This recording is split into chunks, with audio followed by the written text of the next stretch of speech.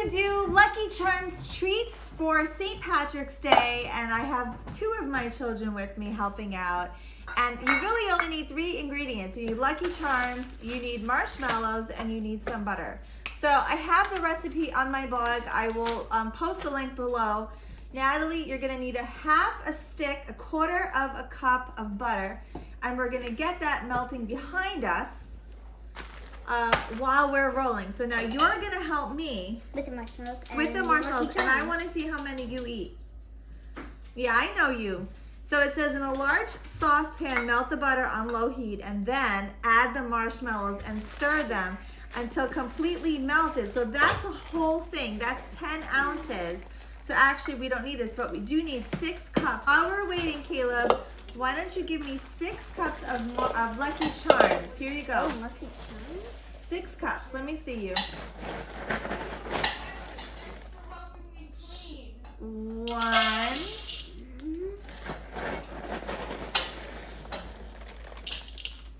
2, 6.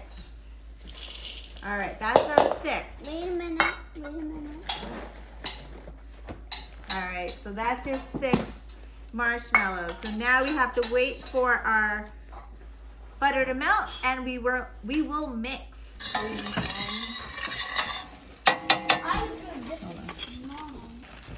Because that'll take longer.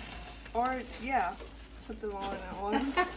All right, you're gonna keep stirring until they melt. Oh, they're like already melting. Are they? Okay, so maybe it's too high, so we're gonna lower it just a bit.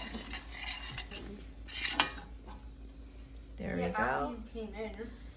So now we're gonna pour the marshmallows to the Lucky Charms. That's so satisfying. Is it? I love that.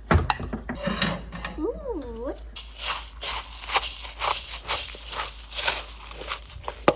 Looks good. Good job to us. It looks like a spider web.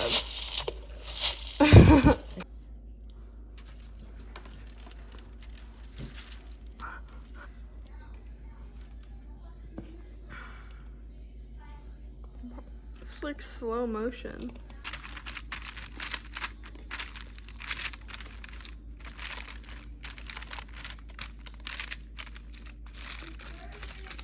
Okay, so now you put it on the parchment paper and you need to let it cool just for a bit. So really what we're gonna do is we're gonna put it in the refrigerator for about 30 minutes and then we're gonna serve. It is that simple.